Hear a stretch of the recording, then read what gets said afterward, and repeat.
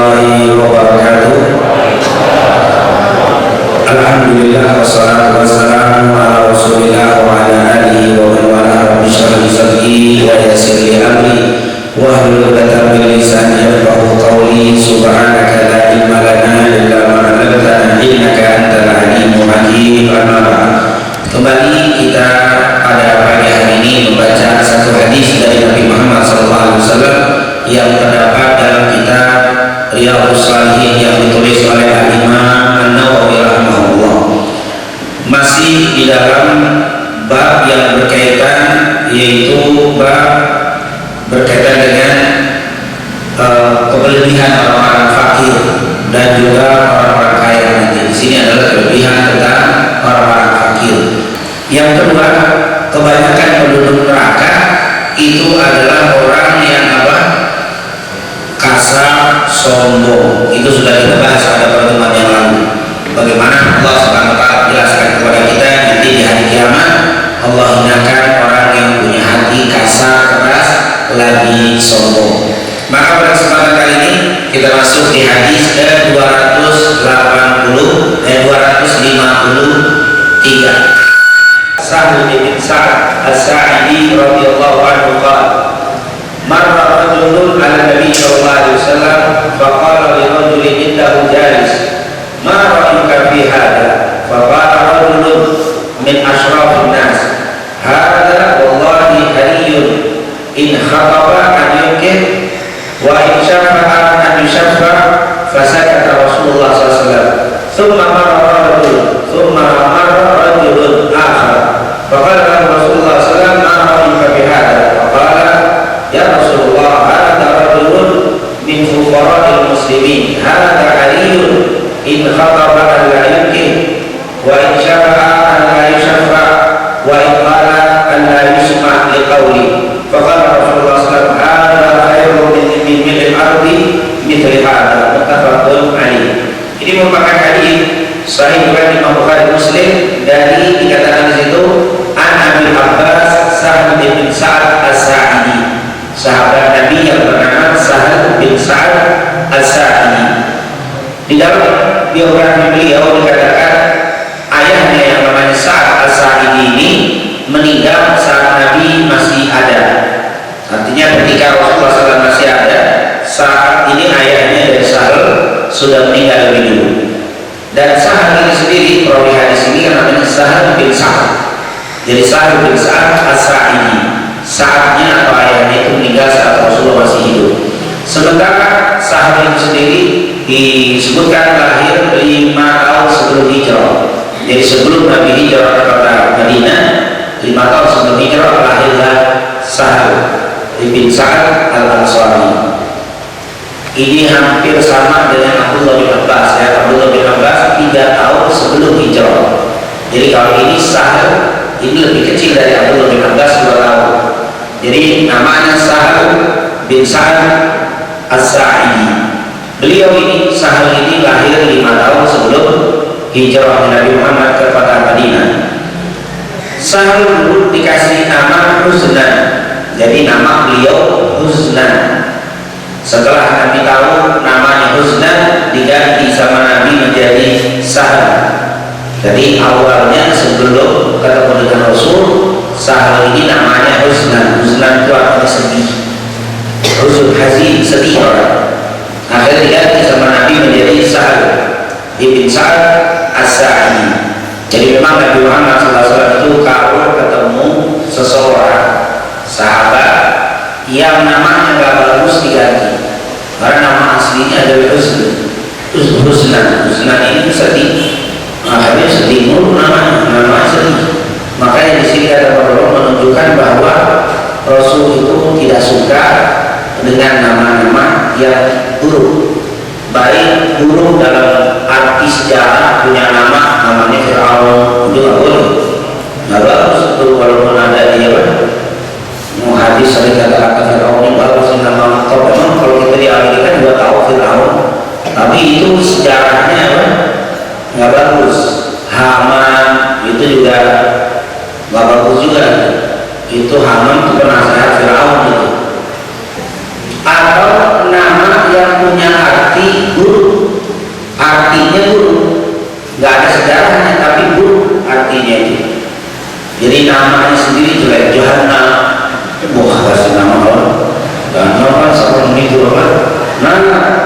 Kasih nama apa?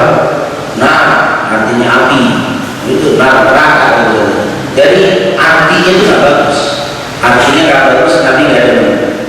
Atau namanya mengandung sesuatu yang mengandung kemusyrikan.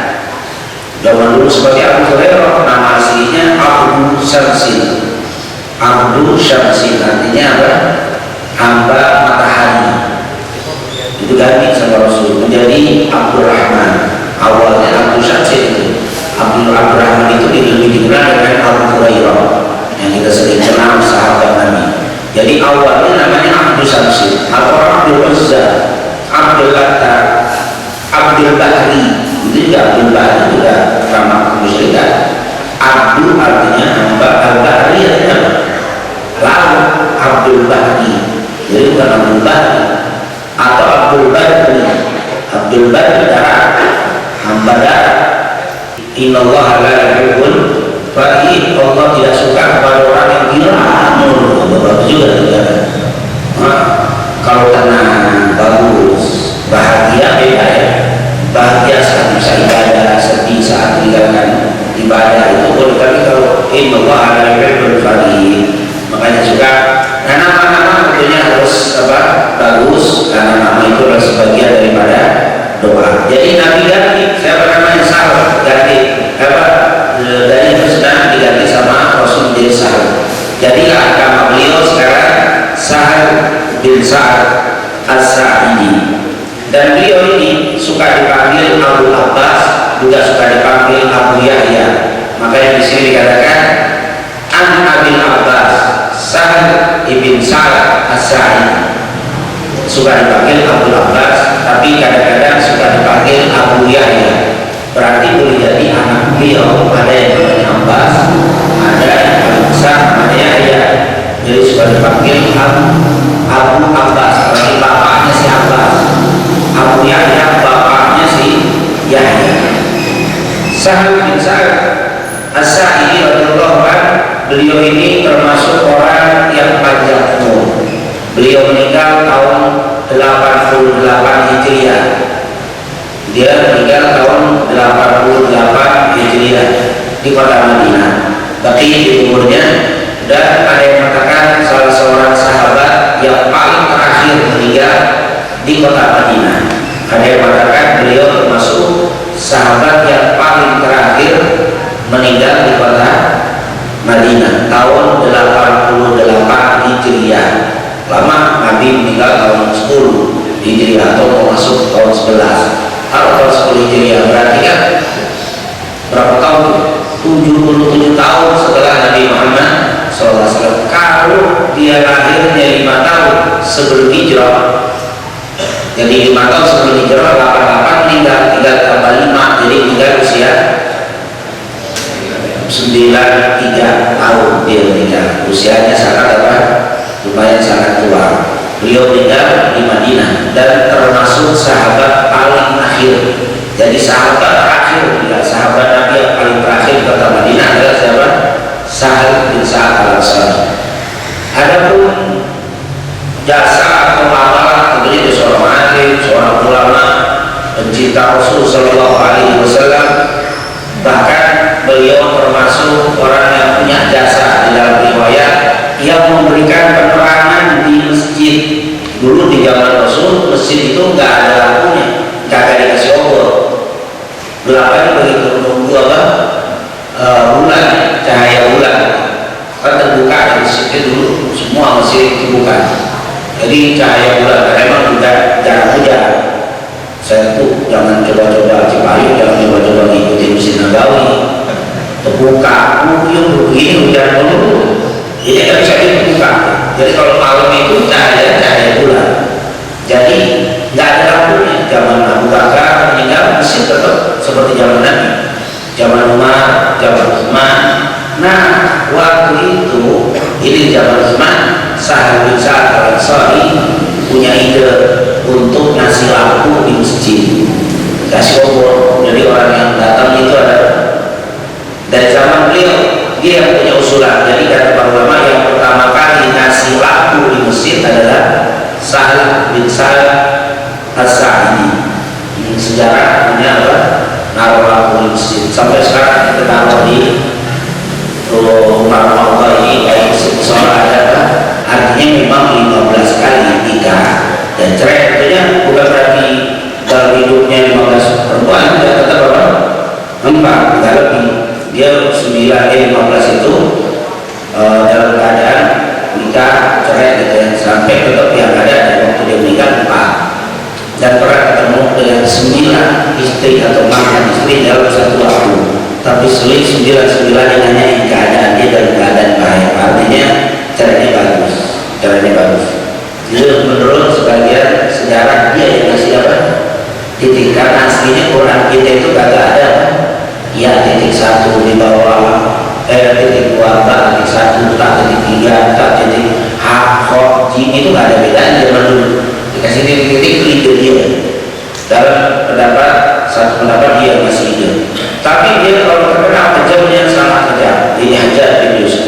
Zaman dulu Abdullah bin Zubair bikin pemberontakan di kota Mekah, nggak ada yang berani menyerang karena melihat Mekah. Tapi Hajjaj bin Yusuf masuk dan akhirnya dihancurkan. Bahkan Ka'bahnya pun kena, dia nggak mau tahu. Ini adalah Hajjaj bin Yusuf. Bahkan kata para ulama, termasuk orang yang suka nanya Hajjaj bin Yusuf, nanya orang, bagaimana menurut kamu tentang Hajjaj bin Yusuf? Oh, Hajjaj bin Yusuf begini-begini, diambil pedang dibunuh. Cuma apa? Ngejar-ngejar itu. Jadi dia orang yang nggak kenal sama dia, tanya, bagaimana pedang ada Hajjaj bin Yusuf? Benar. Bagaimana orang bakal begini pasang begini, langsung aja ambil pedang, pegang palang, tinggal. Ini Hajjaj bin Yusuf apa? Dahsyatnya untuk orang membunuh orang itu kayak apa? Udah kayak nggak ada ini langsung dibunuh aja. Bahkan dalam riwayat pernah ditanya seorang, bagaimana pendapat kamu tentang Hajjaj bin Yusuf? Orang ini jalan-jalan Hajjaj bin Yusuf. Ini dibawa mati. Pas jalan-jalan bin Yusuf, di belakang dia tidak tahu kalau ini Hajjaj bin Yusuf. Di belakang ada yang kenal itu Hajjaj. Langsung orang itu kasih itu Hajjaj, dan di belakang itu Hajjaj. Itu Hajjaj bin Yusuf. Nah, ini mesti mati dia. Dikasih tahu teman itu Hajjaj, langsung dia ketawa. Habis ketawa bunyi-bunyian. Hajjaj bin Yusuf baru mau keluar pedang dibunuh, kenapa begini? Akhirnya ditanya, ini kenapa? Ini orang gila, untuk orang gila. Kalau jelas saya bunuh dia. Ternyata selamat, dia apa? Orang gila. Kalau nggak gila saya bunuhnya. Langsung di setempel, padahal masih ada dua. Di setempel untuk apa? Lalu ini, barang-barang Damaskus, waktu di Damaskus. Jangan deketin Hajjaj, jangan deketin Sa'ad bin As-Sa'di. Jangan hadir pengajian, jangan dengerin hadis-hadis. Ini adalah orang yang tidak membela ulama, dicopok begitu. Subhanallah, ini Hajjaj bin Yusuf, ini ngomong gila kan orang-orang. Ini orang stres, ini apa? Hajjaj bin Yusuf. Jadi dia punya luka bakar karena distempel sama si Hajjaj, supaya orang tak mau deketin dia. Dan akhirnya banyak yang nggak deketin dia, nggak deketin Sa'ad, yang cenderung kepada Hajjaj. Sementara yang betul-betul menghormati sahabat, masih mereka mendekati Sahal bin Sa'ad Az-Sa'idi radhiyallahu anhu. Dan Sahal sempat mengalami atau melihat kejadian pembantaian Sayyidina Husain. Sayyidina Husain ini dibunuh tahun 61 Hijriah, tanggal 10 Muharram. Jadi tepatnya hari Jumat setelah sholat asar dibantailah Sayyidina Husain oleh Ubaidillah bin Ziyad, tentunya atas perintah Yazid bin Muawiyah bin Abi Sufyan. Dan waktu dibantai itu tepat tanggal 10 Muharram. Jadi hari ini Jumat pada asar tanggal 10 Muharram tahun 61 Hijriah di Padang Karbala, Irak. Intinya waktu dia masuk ke Damaskus, orang pada pesta. Sahal bin Sa'ad Al-Ansari kaget. Ada pesta apa kalian? Apakah ada ini? Apakah ada hari perayaan khusus di Damaskus? Di Damaskus waktu yang aku tidak pernah tahu ini ada pesta-pesta ya. Ada perempuan lagi pada nyanyi, ada laki pada joget, pada ada pesta. Ada apa kalian? Apakah kalian punya ini yang kami tidak mengetahui ini kalian? Selalu ada kelompok usaha-usaha melihatin si Sa'ad bin Sa'ad Az-Sa'idi yang main pada kawan-kawan pada joget, perempuan nyanyi, tidak joget. Pada usaha-usaha ada beberapa orang yang sudah tua usaha-usaha. Akhirnya disampaikan di hati dia oleh Sa'ad bin Sa'ad Az-Sa'idi. Dikatakan, kenapa kalian berpesta seperti itu? Akhirnya si orang tua ini bilang, anta Arabi, apakah kamu dari Arab? Kalian terjadi Damaskus. Apakah kamu dari Arab? Iya, aku dari Arab, aku dari Mekah, dan aku adalah sahabat Rasulullah. Kaget mereka, sahabat Rasulullah masih ada? Memang sudah ada zaman 61 tahun 62 atau 3 Hijriah waktu itu. Sahabat Rasulullah, iya aku sahabat Rasulullah. Aku saat kemarin membawa hadis Nabi Muhammad SAW. Apakah kamu tidak tahu alangkah anehnya kenapa ini langit tidak menurunkan darah? Kenapa bumi tidak hancur? Dan kaget sahabat, ada apa? Tahu tak engkau wahai saat ini semua ini pada pesta pada nyanyi, kenapa? Nggak tahu. Ini ada perayaan apa? Baru saja dapat kepalanya Sayyidina Husain dikirim ke Damaskus. Jadi itu kepala dipotong di Kufah, di Irak, kemudian dikirim ke Damaskus, keliling ke wilayah Yazid, karena yang menjadi khalifah waktu itu raja adalah Yazid di Damaskus. Itu baru kepalanya datang, itu menyambut. Jadi pemerintah menyambut kepalanya Sayyidina Husain dengan pesta seperti hari ini. Oh, itu sangat apa? Terpuruk sekali. Oh, luar biasa apa?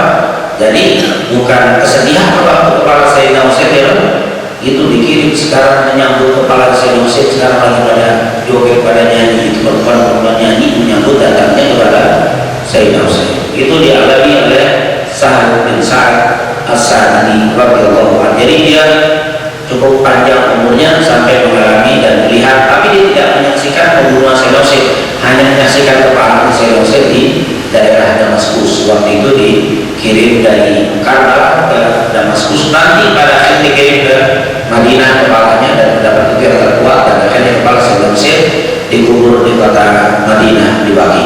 Nah, ini tentunya cerita biografi Sahal bin Sa'ad Al-Ansari atau As-Sa'idi radhiyallahu anhu. Sa'ad bin Sa'ad As-Sa'idi radhiyallahu anhu, dia berkata secara singkat saja ya, marra rajulun 'ala nabi, waktu seseorang melewati Nabi, faqala li rajulin indahu jalisin, maka Nabi bilang kepada orang-orang yang duduk bersama Nabi. Ini menunjukkan Sahal bin Sa'ad As-Sa'idi duduk dengan beberapa sahabat bersama Rasul. Tiba-tiba ada seorang laki-laki lewat.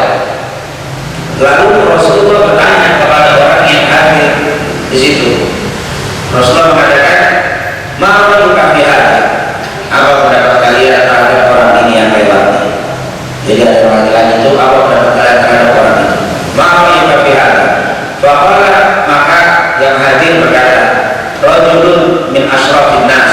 Oh ya Rasul, ini orang dari penghulu, sesepuh, orang yang paling dimuliakan dari kaumnya. Artinya ini orang kaya, ini orang kaya, ini orang pejabat ya Rasul, yang dimuliakan oleh kaumnya. Hada, kata mereka lagi, ini orang, wallahi demi Allah, hariyun, sangat pasti, tahqiq, sangat pasti ya orang. Kenapa? In khataba an yunki, kalau dia melamar untuk menikah pasti dinikahkan. Ini orang apa? Kaya, pejabat, ini ya Rasul, orang luar biasa. Ini modelnya demi Allah, kalau dia melamar apa? Untuk nikah pasti ya diterima. Wa in syafa'a, kalau dia minta sesuatu, ya syafa'a, dia pasti akan dikabulkan. Kalau minta bantuan, bapak begini, wah dikerjain semua tuh. Kalau minta pertolongan pasti dikabulkan. Bahkan kalau dia berbicara pasti akan didengar. Masa kata Rasulullah, maka Rasulullah diam dan dengar omongan mereka. Rasulullah diam. Summa marra rajulun akhar. Lagi lama, enggak lama lagi lewat dari seseorang yang laki-laki lewat. Nabi nanya lagi, "Bapak Rasulullah, mau luka bihada?" Nah, ini orang satu lagi berbeda. Ini pendapat di mana nih orang yang boleh yang terakhir, yang kedua. Qala ya Rasulullah, hadza rajulun min fuqara al-muslimin. Ya Rasul, ini mah orang fakir nih, orang miskin. Ya, ismi mana orangnya ya Rasul? Ya, miskin orang ini. min fuqara muslimin. Hari ini juga pasti apa? In khata, kalau dilamar Allah tidak bakal diterima lamarannya. Kalau dilamar nggak bakal diterima lamarannya. Melamar cewek, melamar perempuan jadi istri kagak diterima, ditolak. Wa isyarat, dan kalau dia minta pertolongan nggak bakalan ditolongin, miskin. Wa iqbal, kalau dia ngomong Allah isma yaqauli, kagak bakal dengerin omongannya. Ini orang miskin kata Rasul. Oh, perbedaannya luar biasa. Yang satu orang kaya, pasti kalau dia minta bantuan dibantu, kalau ngomong didengar, kalau melamar pasti diterima. Yang satu apa? Kagak bakal diterima, kagak bakal didengerin, kagak bakal ditolong.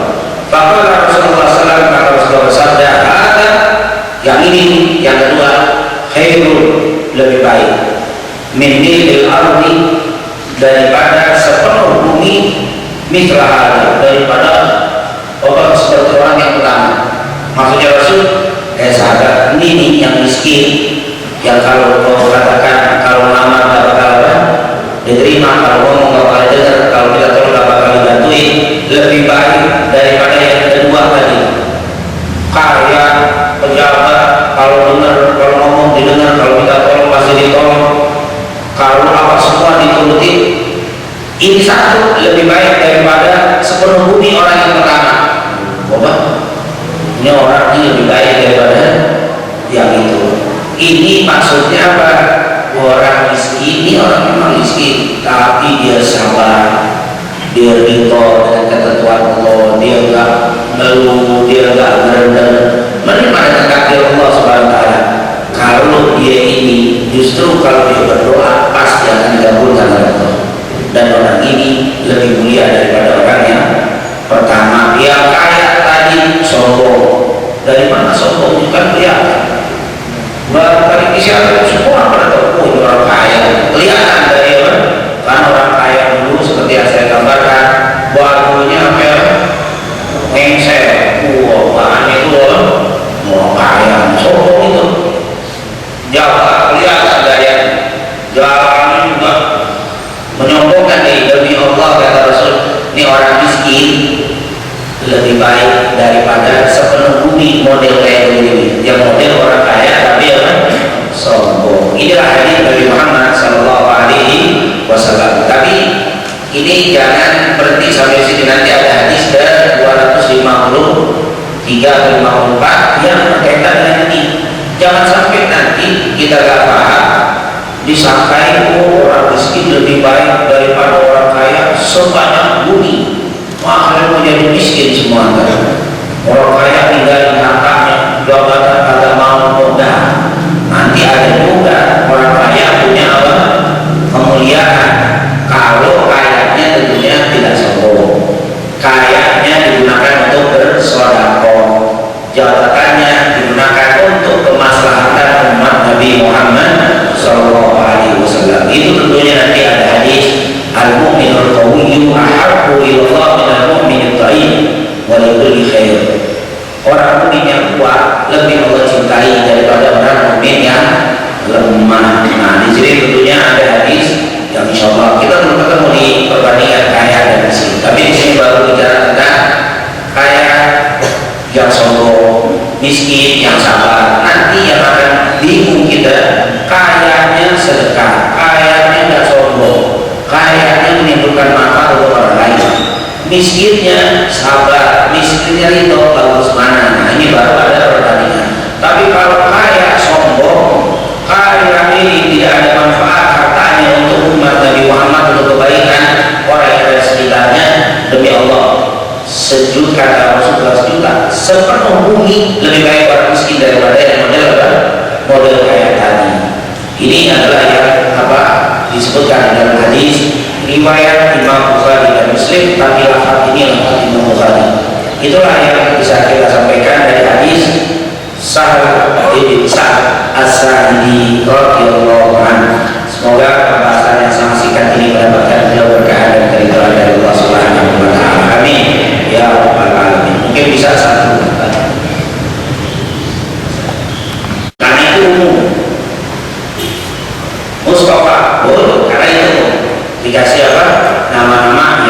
yang nggak boleh nanti yang khusus, yang bukan nama Muhammad Ahmad, bukan Muhammad Ahmad boleh. Yang nanti ada yang nggak boleh Ar-Rasul, baru apa?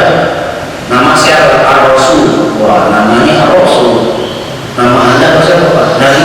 Oh, namanya apa? Namanya Nabi boleh atau nama Nabi? Nama Nabi, Rasul atau nama-nama nanti malaikat. Siapa namanya? Jibril. Oh, anda siapa? Israil. Bukan.